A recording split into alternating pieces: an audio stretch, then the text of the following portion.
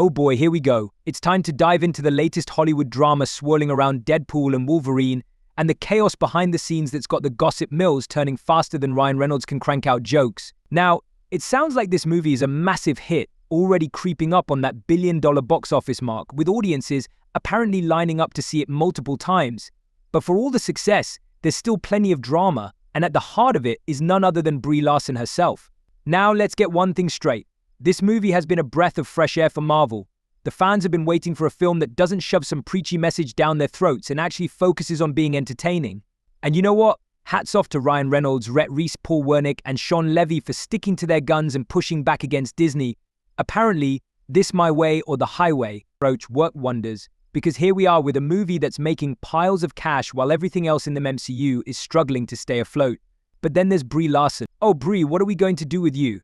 Apparently, she's been causing all sorts of commotion behind the scenes, and from the sound of it, she's absolutely fuming that her scenes didn't make the cut.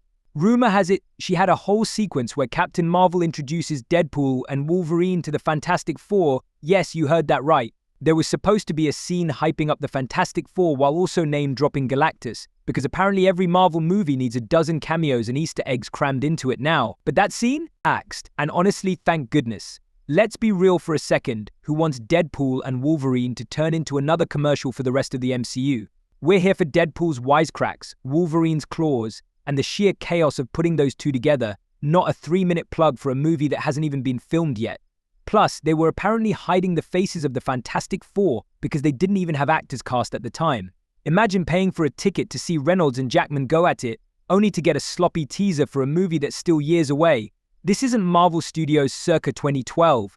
We've had enough of the build-up to the next big thing. Fans just want a fun, self-contained movie. Now, back to Larson's deleted scenes. There's one that sounds particularly ridiculous. Captain Marvel drags Deadpool into space for some sort of interrogation and then drops him back into Earth's atmosphere, where he burns up like a shooting star. Talk about cartoony. The test screeners apparently hated it, and they were right. It's not that the idea of Deadpool being over the top is a problem. His whole character is about being ridiculous, but Captain Marvel in Deadpool felt out of place to begin with. And let's not sugarcoat it. Larson's acting has been, let's say, hit or miss, but let's be honest, her Captain Marvel is about as wooden as a coffee table. The idea of her going toe-to-toe with Deadpool in some melodramatic space scene just sounds like a recipe for cringe. But of course, Brie's not taking this well. Word on the street is that she's been raging at Disney and Marvel, even threatening to take action if her scenes aren't put back into the movie. Imagine that you're an actress in a franchise with 100 moving pieces, and you're demanding your 3-minute cameo be reinstated because you think it was important. It's like she forgot that her bread and butter has been the MCU for years, and now that things aren't exactly going her way, she's ready to flip tables. And she's not alone. Sounds like Tatiana Maslany from She-Hulk is feeling the heat too, now that her role in the MCU has been reduced to a punchline. And how about the fact that Ryan Reynolds and Sean Levy basically went straight to Bob Iger to make sure her scenes got locked out of the director's cut too? That's some serious power play right there. Imagine being Brie Larson and realizing that not only were you cut from the theatrical release, but now they won't even let your scenes see the light of day in the extended edition. That's got to sting. But honestly, good on Ryan Reynolds for putting his foot down. This is Deadpool we're talking about, not Captain Marvel 3. This franchise has always been about breaking the mold, pushing boundaries, and making fun of superhero tropes, not getting bogged down with MCU politics. And let's not forget, this whole fiasco just goes to show how desperate some actors become to stay relevant in the MCU. Brie Larson used to be a big deal for Marvel, headlining one of their billion-dollar films, but now she's reduced to arguing for a cameo in a Deadpool movie.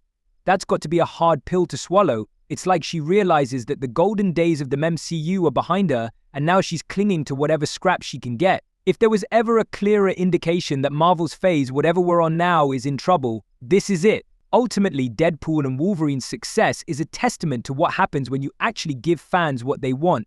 A movie that's irreverent, fun, and doesn't take itself too seriously. The fact that it's ruffling feathers at Disney and pissing off actors who thought they had guaranteed spots in the MCU just makes it even better. It's a wake-up call to Hollywood that sometimes less is more. Fans are tired of endless cameos, Easter eggs, and teasers for the next 5 movies. They just want a good time at the theater. And if Brie Larson can't handle the fact that her scenes didn't make the cut, well, that's showbiz, baby. So here's to Ryan Reynolds, Hugh Jackman, and the Deadpool team for actually delivering what Marvel fans needed, something fresh, fun, and gloriously inappropriate. Sorry, Brie, but this one's just not about you.